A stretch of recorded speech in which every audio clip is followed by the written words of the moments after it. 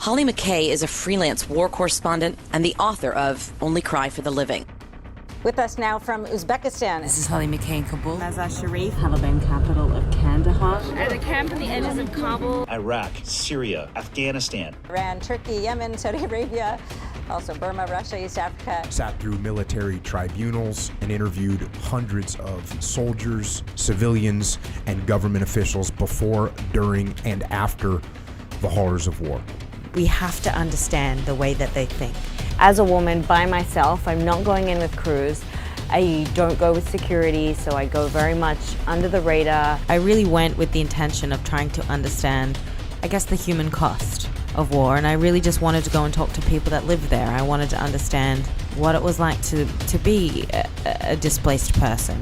I don't think it does us any great favors to sanitize war. I think it's incredibly important to understand the consequences of war, to understand what happens to women and children in war, and to really investigate these war crimes. When you have to leave your home, what do you take with you? What do you tell your children about why you are leaving? War will show you the best and worst of human beings. So the Yazidis really broke a mold when they came and started to talk about what had happened. You know, you're sitting with all these Talibans and they're bragging about killing Americans. That the U.S. was engaged in Syria and that finally people in the international community can. And you know that you have the privilege of leaving. They have to stay, and if somebody finds out that they were working for an American, everything they've ever had is at risk. And it just deteriorated so rapidly.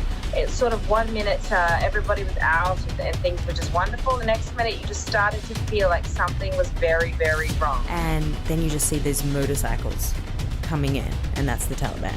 There's just hundreds of them, and they're shooting in the air and they're playing their nasheed.